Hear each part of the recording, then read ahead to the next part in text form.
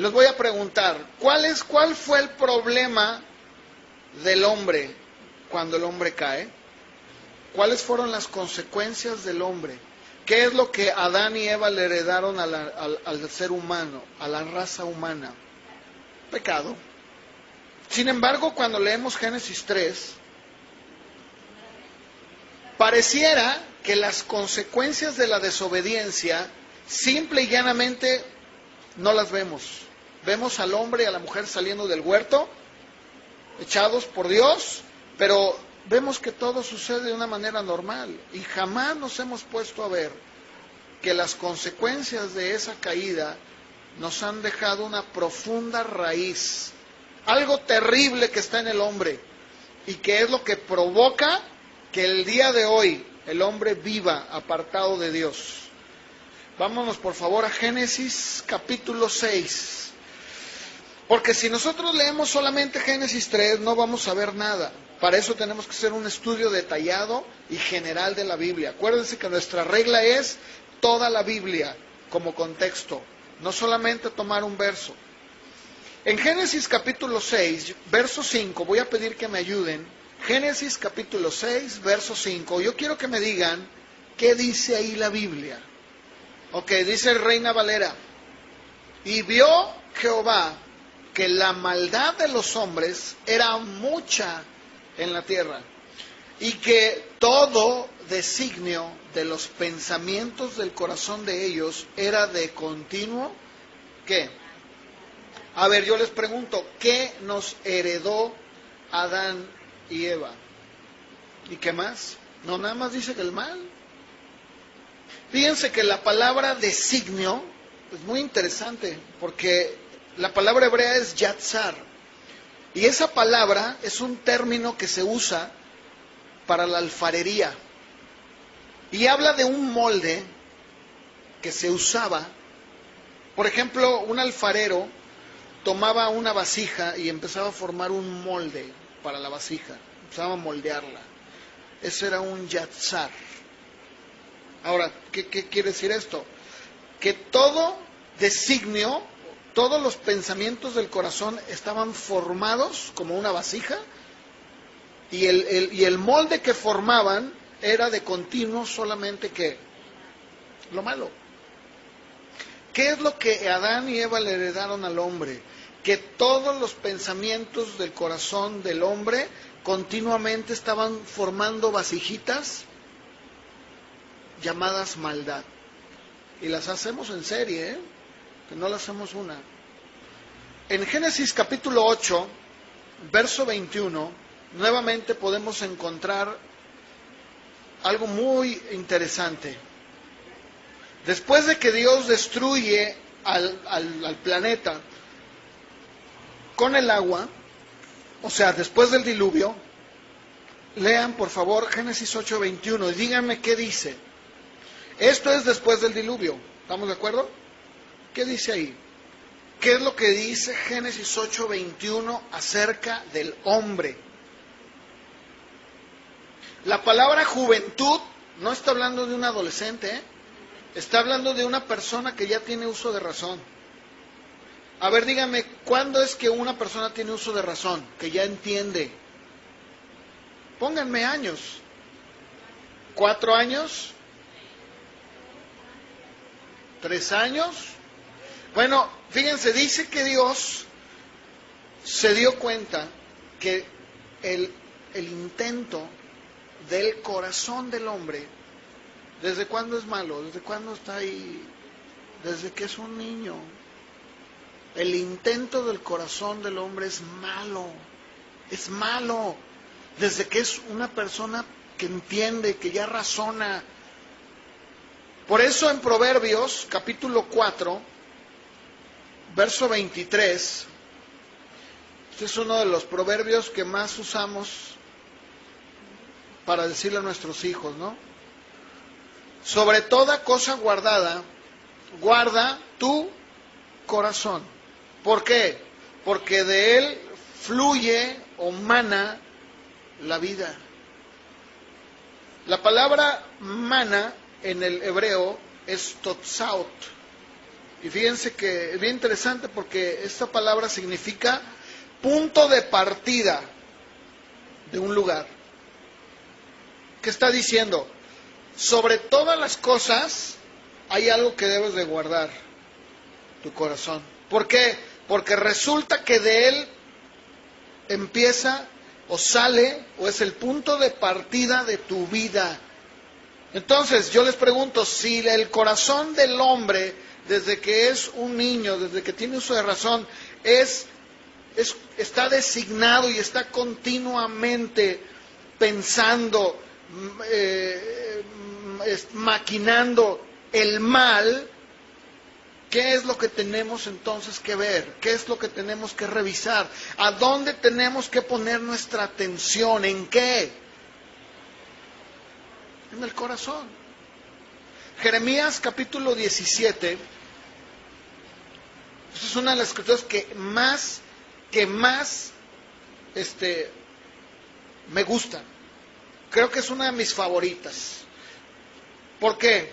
Porque esta escritura le hace ver a Luis su realidad. Le muestra quién es. ¿Ya lo tienen? Jeremías 17, 9 y 10. ¿Qué dice? A ver, díganme, de acuerdo a Jeremías, ¿cómo dice que es el corazón del hombre?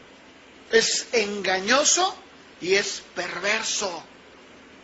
Eso lo dice ahí la Biblia, ¿no es cierto? Yo no lo digo, lo dice ahí. Ahora, la palabra engañoso en el hebreo es Jacob. Y miren, es bien tremendo. Dice fraudulento, manchado o torcido. Y cuando vamos al diccionario para ver las definiciones de estas palabras, dice así: torcido, que no es recto, que hace curvas. Algo que no obra con rectitud. Dicho de una conducta propia de esa persona. Distorsión, torcedura. Fraudulento, alguien que es engañoso o falaz. Alguien que engaña o da ocasión a engañarse. Alguien decía que su corazoncito era bien bueno, bien lindo. Pues la Biblia dice que no. Perverso. La palabra perverso en el hebreo es anash, que habla de alguien enfermo, incurable.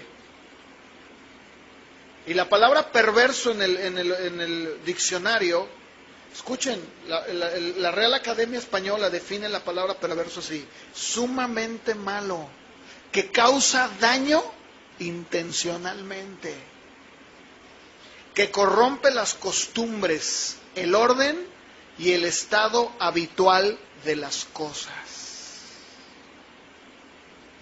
Desde el principio, Dios dejó muy en claro cuál era el problema del hombre. ¿Dónde radica y descansa el problema del hombre? En el Salmo número 24, acompáñenme por favor, verso 3, el salmista David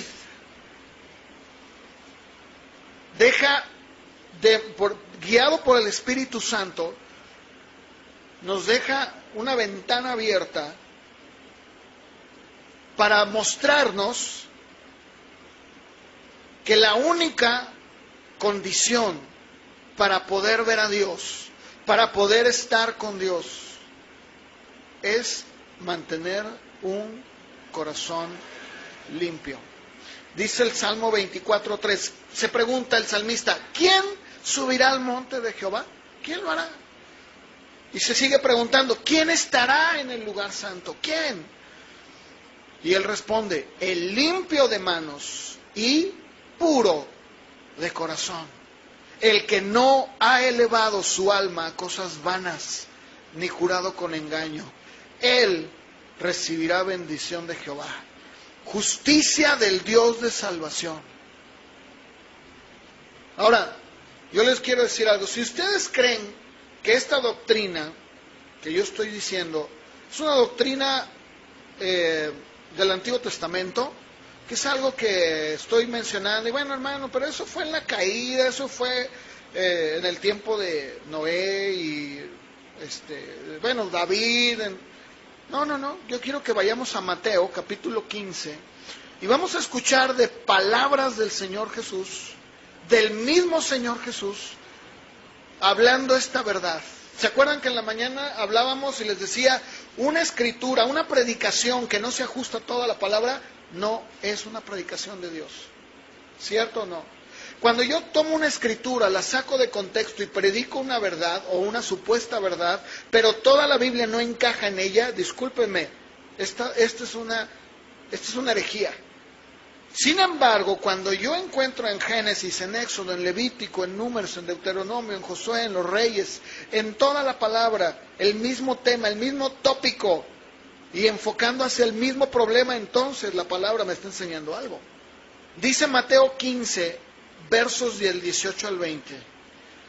Es el Señor Jesús hablando, Pero lo que sale de la boca, del corazón sale. Pero lo que sale de la boca, lo que sale de tu boca y de la mía, ¿de dónde salió realmente? De tu corazón. Y esto contamina al hombre, porque le decían, oye, no te lavaste las manos. Y era una tradición de los ancianos lavarse las manos, porque se contaminaban con el mundo pagano, pecador. Y dicen, no, espérame tantito, ustedes enseñan una tradición de hombres, una religión de hombres. Porque, ¿qué es lo que realmente contamina al hombre? Pues lo que sale de su boca. Verso 19, porque del corazón, ¿de dónde? Del corazón salen los malos pensamientos, los homicidios, los adulterios, las fornicaciones, los hurtos, los falsos testimonios, las blasfemias. Y estas cosas son las que contaminan al hombre. Pero el comer con las manos sin lavar, mira, dijo Jesús, se va a la letrina. ¿Cierto o no? Ahora, a la luz de la Biblia, yo les pregunto, ¿qué es lo que Dios hizo en respuesta a esto? Dios analiza, ve al hombre y dice, el problema del hombre es que cuando el hombre cae, su corazón solamente está pensando, está diseñando, está intentando solamente el mal, desde que es un niño, desde que tiene uso de razón. ¿Cómo Dios empieza a lidiar con el corazón perverso, torcido, engañoso, amoldado como pieza de alfarería? O sea, ¿cómo hace para hacer esto? Muy fácil. Le trae al hombre la ley. La función de la ley era revelar al pecado como pecado y al pecador como tal. La ley viene para acabar con la hipocresía del corazón humano que constantemente se imagina que está bien delante de Dios y que todo lo que hace está perfecto. Claro, esa es la función del corazón. Engañoso. ¿Qué es engañoso? Lo leí. Una persona engañosa, ¿qué es? Alguien que te dice, no, mira, no es cierto. Por ejemplo, cuando éramos más jóvenes, ¿no? ¿Qué decían tus amigos? Si, por ejemplo, desobedecías a tus padres, decían, no pasa nada. ¿Cierto o no? Ahora yo les pregunto, ¿era verdad? Claro que no. Eso es ser engañoso. ¿Cuál era el remedio? La ley. Romanos capítulo 7, acompáñame por favor. Verso 7. Bien, a ver, vamos a ver esto, ¿no? Este texto, vamos a meditar en él. Dice Pablo, yo no conocí el pecado, sino ¿por qué? Si no fuera por la ley. ¿Por qué? Porque mi corazón nunca me va a decir, eres un codicioso. Nunca. A ver, ¿cuántas veces te lo dice? Nunca. Nunca. Dice, yo no sabía lo que era la codicia. Hasta que la ley me dijo, eso es codicia.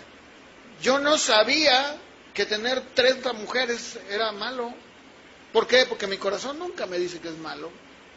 ¿O no? Aquí voy a entrar un poquito a hablar, por ejemplo, de otros aspectos, pero ¿qué es lo que detiene que un hombre se frene, digamos, de tener muchas mujeres? Bueno, pues tengo una mujer que si lo hago me va como en feria, ¿no? ¿Sí o no? Pero en las culturas antiguas, a ver, díganme, cuando uno va a una tribu allá desolada, ¿verdad? Por ejemplo, en África, ¿no? O en algunas regiones del mundo, para no decir qué lugar. La gente anda desnuda y tienen como 4 o 6 mujeres, ¿no es cierto? ¿Por qué? Porque el corazón, ¿qué dice? Vive la vida. Dice Pablo, no, Dios trajo la ley para decirme, no, eres un codicioso. ¿Qué? ¿Sí? La ley, ¿qué hace? Saca a relucir lo que hay. En el mismo capítulo 7, verso 13, por favor. A ver, vamos a interpretarlo, ¿verdad? Lo leemos y no lo entendemos. Dice Pablo, a ver, entonces lo que es bueno, ¿la ley es buena? ¿Es buena o no? Sí, claro. Fue nada menos que diseñada por Dios. ¿Podría Dios decir algo que sea malo? Claro que no. La ley es santa. Y pregunta entonces lo que es bueno vino para hacer muerte para mí? No. Lo que pasa, es que hay algo que se llama pecado. Y para que eso se mostrara como tal, o sea, para que realmente viera lo codicioso, lo orgulloso, lo avaro, nómbrale lo que quieras, para que pudiera salir a flor de piel, ¿qué dice? Produjo en mí la muerte por medio de lo que es bueno, o sea, por medio de la ley, a fin de que por el mandamiento, o sea, por esa ley, el pecado se hiciera como pecaminoso, más y más y más y más. ¿Sabes qué es lo que producía la ley?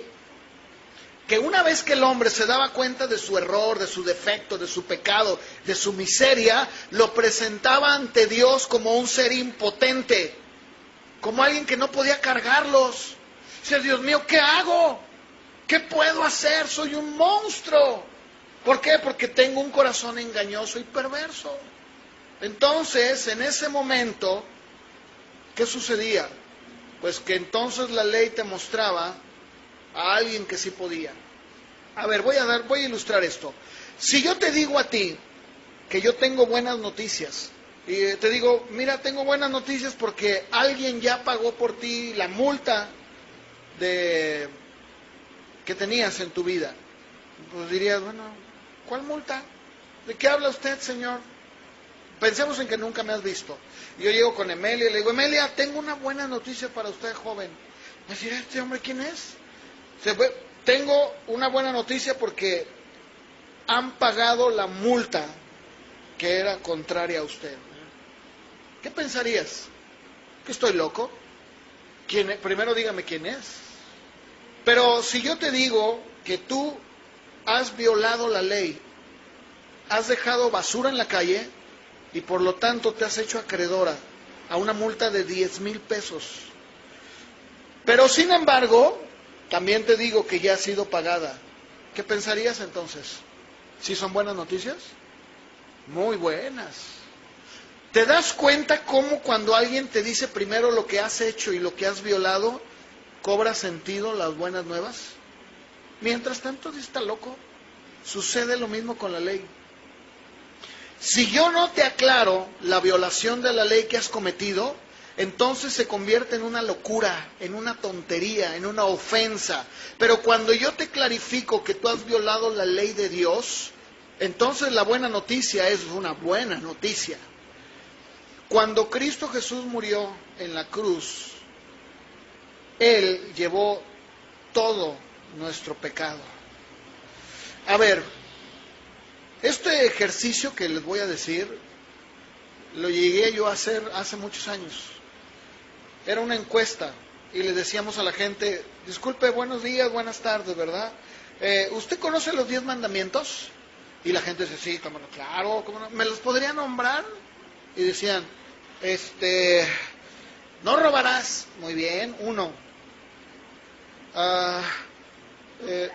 No, pues no me acuerdo, ¿verdad? Y ya por ahí 1, 2 o 3. Bueno, Algunos dicen los que más han oído, ¿no? Pero yo te los voy a nombrar. Número 1, no tendrás dioses ajenos delante de mí. 2, no te harás imagen de ninguna otra cosa creada en los cielos o en la tierra. 3, no tomarás el nombre del Señor en vano. 4, vas a guardar el día de reposo para santificarlo. 5, honra a tu padre y a tu madre. 6, no matarás. 7, no adulterarás. 8, no robarás. 9, no darás falso testimonio contra tu prójimo. Y 10, no codiciarás la casa de tu prójimo, ni su esposa, ni su esclavo, ni su esclava, ni su buey, ni su burro, ni nada que le pertenezca. La siguiente pregunta que yo te hago y que yo le hacía a la gente es: ¿cuántos de ellos ha cumplido usted cabalmente? No, yo soy bien bueno. Bueno, número 1, Dios quiere ser el centro de su vida. En Deuteronomio, acompáñenme, capítulo 6, verso 5. ¿Qué dice? ¿Cuál es el mandamiento que el Señor le dio a Israel? Amarás al Señor tu Dios con todo tu corazón, alma, fuerzas. Pregunta: ¿hay alguien más en su vida que ocupa el lugar que solo le corresponde a Dios? ¿Y sabes qué dice la gente? Sí. Entonces, si es así, usted ya violó el primer mandamiento. 2, no necesariamente tenemos que adorar ídolos de piedra. Es todo aquello a lo que tú le rindes apego y atención como una deidad. Llámale dinero, casa, carro, trabajo, familia, hijos, hija, la lista es larga. Probablemente te hayas creado tu propio Dios, un Dios que no te condena, un Dios que no manda a nadie al infierno, un Dios que es todo amor, que te permite hacer lo que tú quieras, un Dios que tolera tu pecado. Así que si tú reconoces que tienes ídolos en tu vida, has roto el segundo mandamiento. Número 3, ¿cuántas veces se ha dirigido o culpado a Dios por situaciones que no tienen nada que ver con Él? ¿Cuántas veces lo ha ofendido? ¿Cuántas veces ha jurado tomando su nombre en vano? De ser así, usted ya violó el tercer mandamiento. 4, cuando dice que guardes el día de reposo, está dejando en claro que un día debe ser para Él, un día. Pregunta: ¿usted honra a Dios en un día en específico? Si su respuesta es que sí, qué bueno, y si no, ya violó el cuarto mandamiento. 5, ¿honra a su padre y a su madre? Si dice usted sí, qué bueno, y si no, pues el quinto ya lo violó. 6, si te preguntan, ¿usted ha matado a alguien? ¿Qué dice la gente? ¿Qué dirías tú? No, jamás, no, míreme, estoy bien bueno. Mateo 5, 21 y 22, vamos a leerlo, por favor. Pregunta: ¿ha ofendido usted a su prójimo? ¿Ha ofendido usted a alguien? Discúlpeme, usted ya violó el sexto mandamiento. Pregunta número 7, mandamiento número 7, ¿ha cometido adulterio? Bueno, si hay honestos dirán, bueno, pues la verdad sí. Pues Jesús también lo dejó en claro, ahí mismo, en Mateo 5, 27 y 28. ¿Qué dice? Pregunta: ¿usted como hombre ha mirado a alguna mujer para codiciarla en su corazón? Usted violó el séptimo mandamiento. 8, si preguntan, ¿usted ha robado? No, ¿qué pasó? El robo no es en grandes cantidades o en casos graves. Cuando usted ha robado un chicle, se ha quedado con el cambio, fruta en el supermercado, robo, ha violado el octavo mandamiento. Ha hablado de su prójimo con falsedad, ya rompió el noveno mandamiento. ¿Alguna vez ha codiciado la casa de su vecino, su mujer tal vez, su carro? Usted rompió el décimo mandamiento. Y mi pregunta es ahora, entonces, ¿qué sucede? Que si usted ha violado alguno de ellos, es culpable de juicio. Romanos capítulo 3, verso 19 lo dice. Y esto no es para afuera, también se lo estoy diciendo a ustedes. Porque tal vez se quedan así como evadiendo. No, pues sí es cierto la gente. No, tomémoslo todos. Porque esto es así es como funciona la ley. Romanos capítulo 3, verso 19. ¿Qué está diciendo Dios? Se acabaron las excusas. Todo el mundo está bajo ¿qué? A ver, yo les pregunto, díganme, ¿hay alguien en la tierra que cumpla todos estos 10 mandamientos? No, porque si tú violas uno de ellos, violaste todos. ¿Por qué? Porque Dios quería que todo el mundo pudiera ¿qué? Darse cuenta de su pecado, de su maldad, de lo miserables, de lo perversos, de lo engañoso que es el corazón. La función de la ley se dio para acabar con las excusas del hombre, para que termine sus justificaciones y decir, no, yo no soy tan malo, no es cierto, no, nada de eso. En Romanos 3:20 dice, nadie consigue ser aprobado por obedecer la ley, porque la ley solo muestra tu pecado. Y el pecado es violar su ley. Hace un momento leíamos que Pablo decía, yo no sé lo que era pecado hasta que conocí la ley. ¿Y la ley qué me hizo? Ver.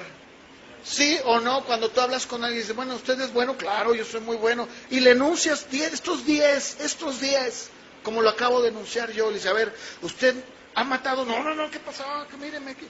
Ah, pero la Biblia dice que si usted ha ofendido, ha pensado mal contra su prójimo, usted ya mató. Yo les pregunto, ¿habrá alguien en este planeta que pueda justificarse y decir, yo he guardado todo? Ni Moisés. ¿Qué era lo que Dios quería? Gálatas 3:24. La ley vino para ser nuestro guía encargado de llevarnos a Cristo. ¿Con qué fin? Con el único fin de ser justificados. ¿Por tus obras? No. Porque por tus obras, ¿qué? Nadie puede ser justificado. La ley no nos ayuda, la ley nos muestra sin esperanza. La ley no justifica. Al contrario, deja al hombre culpable ante un santo y justo Dios.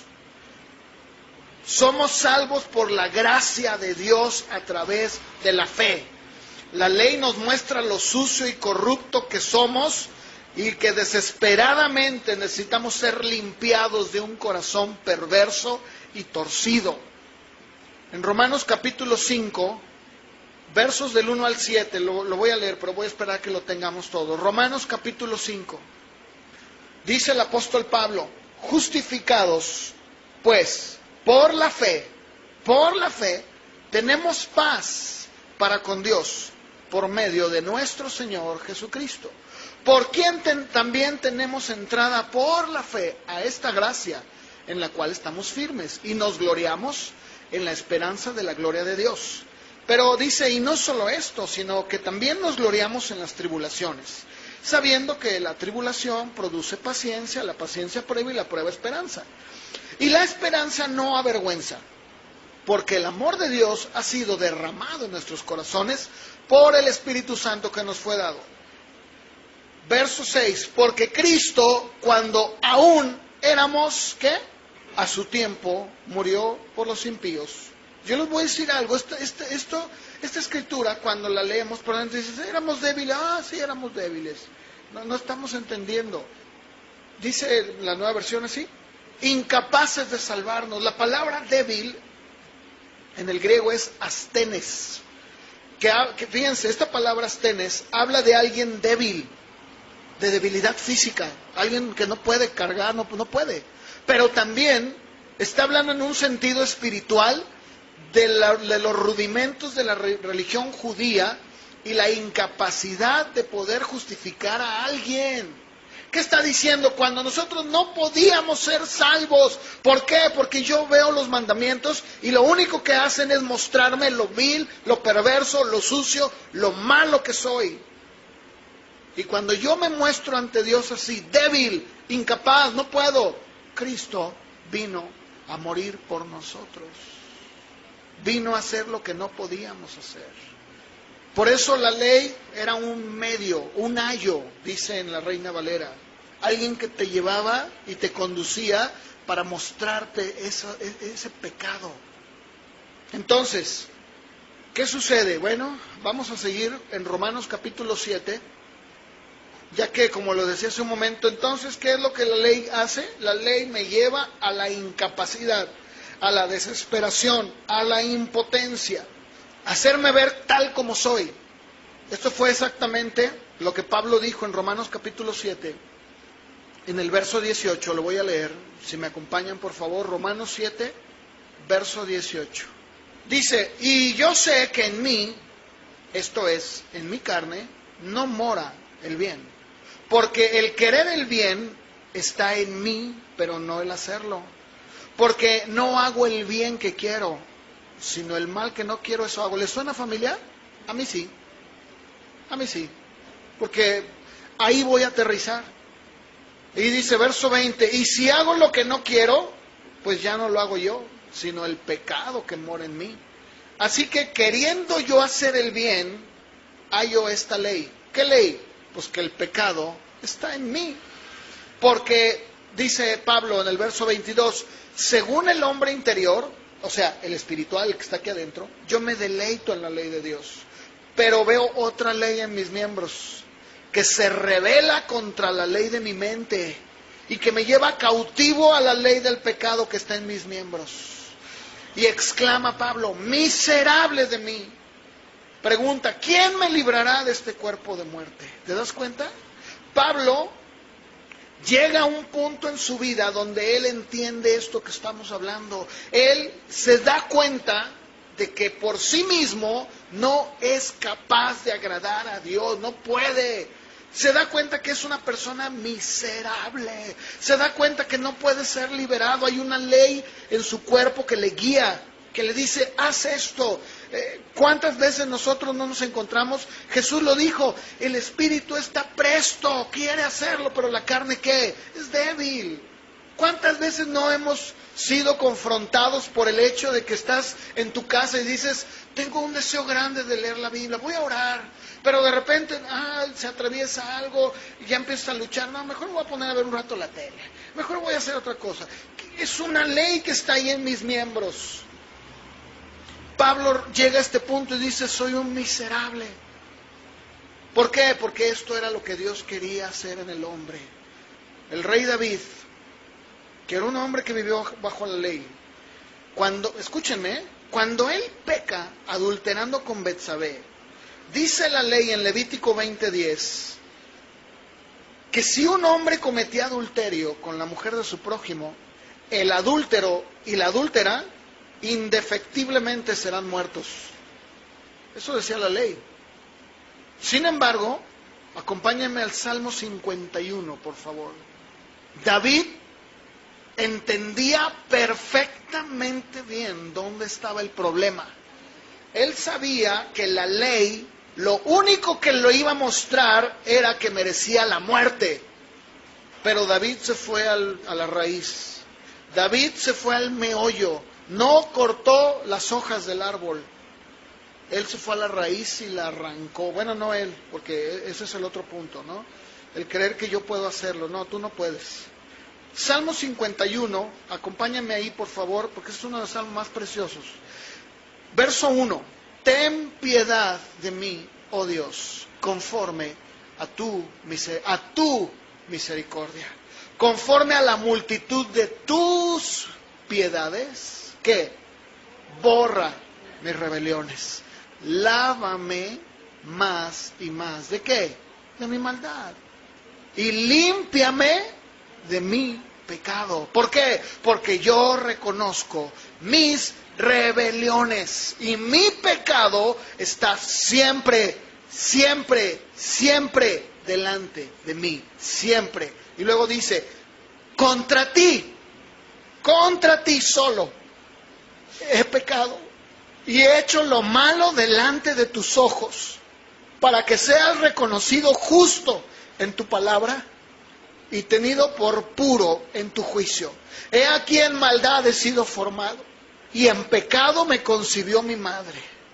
Pero tú amas la verdad en lo íntimo, y en lo secreto me has hecho comprender sabiduría. Escucha, purifícame con hisopo, y seré limpio. Lávame, y seré más blanco que la nieve. Hazme oír gozo y alegría, y se recrearán los huesos que has abatido. Esconde tu rostro de mis pecados y borra todas mis maldades. Crea en mí, tú creas, Señor, porque yo no puedo. Tengo un corazón perverso, tengo un corazón engañoso, tengo un corazón que vio a una mujer desnuda y la quiso, la codició, mandó matar a su esposo. Pero tú crea en mí, oh Dios, un corazón limpio. Y renueva un espíritu recto dentro de mí. No me eches de delante de ti y no quites de mí tu Santo Espíritu. Vuélveme el gozo de tu salvación un espíritu noble me sustente.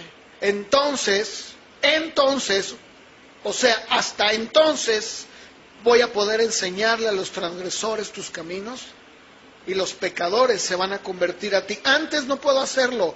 Todo lo que yo hable no sirve. ¿Por qué? Porque no tengo autoridad moral para hablar con los pecadores. No puedo decirle a mi vecino, arrepiéntete, porque yo mismo no me he arrepentido. ¿Te das cuenta? ¿Puedes ver el espíritu de lo que está diciendo? En todo este salmo nunca vemos que David argumente obras. Al contrario, él reconoce que es Dios y solo Dios quien le puede limpiar y cambiar. ¿Qué hizo David? Reconoció su debilidad, su flaqueza, su impotencia, su corazón torcido, perverso. Números 35:30 decía, cualquiera que muera, que mate a alguno, por el dicho de dos morirá el homicida. Él había matado a Urías. ¿Cierto o no? ¿Estás entendiendo? ¿Estamos entendiendo? Por eso, el mismo David pudo escribir en el Salmo 32, versos 1 y 2, bienaventurado aquel cuya transgresión ha sido perdonada y cubierto su pecado. Bienaventurado el hombre a quien Jehová no culpa de iniquidad y en cuyo espíritu no hay engaño. ¿Te das cuenta? ¿Por qué podía decir esto él? Porque él sabía perfectamente bien quién era él, quién era su corazón, quién era Dios. En Proverbios 29, dice el proverbio Salomón, ¿quién puede decir, yo he limpiado mi corazón? Limpio estoy de mi pecado. ¿Quién puede decirlo? Nadie. ¿Qué es lo que tiene que decirnos el Nuevo Testamento? ¿Es cierto esto en el Nuevo Testamento también? Claro que sí. En Efesios capítulo 2, verso 1, dice el apóstol Pablo, y Él, Cristo, les dio vida a ustedes cuando estaban, ¿qué? Muertos en sus delitos y pecados, en los cuales anduvisteis en otro tiempo, siguiendo la corriente de este mundo, conforme al príncipe de la potestad del aire, el espíritu que ahora opera en los hijos de desobediencia, entre los cuales también todos nosotros, ¿sí dice todos nosotros? ¿O dice ustedes? Vivimos en otro tiempo, en los deseos de nuestra carne, y haciendo la voluntad de la carne y de los pensamientos, y éramos por naturaleza hijos de ira, lo mismo que los demás. Pero entonces, ¿qué no somos una nueva criatura? ¿Que cuando nacemos de nuevo no tenemos un nuevo corazón? ¿No dice 2 Corintios 5:17, el que está en Cristo es una nueva criatura? Claro que sí. Sin embargo, recordemos lo que dice Pablo en Romanos 7:14, soy un carnal, estoy vendido al pecado, que lo que quiero hacer no lo hago. Hebreos 12, por favor, versos 1 y 2. ¿Qué dice el escritor de Hebreos? Aquí está hablándole a gente cristiana, estamos hablando del Nuevo Testamento. Que nos despojemos del peso y del pecado que nos asedia, y que corramos con paciencia la carrera que tenemos por delante, poniendo nuestros ojos en Jesús, el autor y consumador de la fe. En 2 Corintios 7:1, por favor acompáñenme, y voy a dejarle aquí porque quiero continuar la semana que entra con este tema. Es que es muy largo. Dice 2 Corintios 7:1, así que, amados, puesto que tenemos tales promesas, o sea, las que acaba de hablar él en el contexto, limpiémonos de toda contaminación de carne y de espíritu, perfeccionando la santidad en el temor de Dios. La semana que entra voy a hablar sobre la necesidad de mantener un corazón limpio. Y cómo el Nuevo Testamento habla claramente Sí, es cierto. Cuando venimos a Cristo somos una nueva criatura. Todo lo que hicimos pasó, se olvidó. La Biblia dice que tomó los pecados y los mandó a lo más profundo de la mar. Sí, pero ¿sabes qué? Resulta que todavía estamos lidiando con esta carne perversa. Y si alguien dice, no, hermano, yo soy Superman y a mí no me pasa nada, pues discúlpame, pero eres de otro planeta. Entonces, en resumen, ¿cuál es el problema? ¿Será que realmente somos tan pobres que no podemos esforzarnos? ¿Será que realmente somos gente que estamos en una situación tan difícil? No, hay un problema de fondo, que se llama corazón. Y si no ponemos atención en el corazón que Dios nos ha dado, dice Pablo en Corintios, limpiémonos de toda contaminación de carne. La palabra que está usando aquí es una acción constante. A ver, ¿cuántos de ustedes en su casa lavan los trastos una vez y los dejan y siguen comiendo sobre los mismos trastos sucios? Nadie. ¿Quién se pone la ropa sucia después de que está sucia? Nadie. Es lo mismo.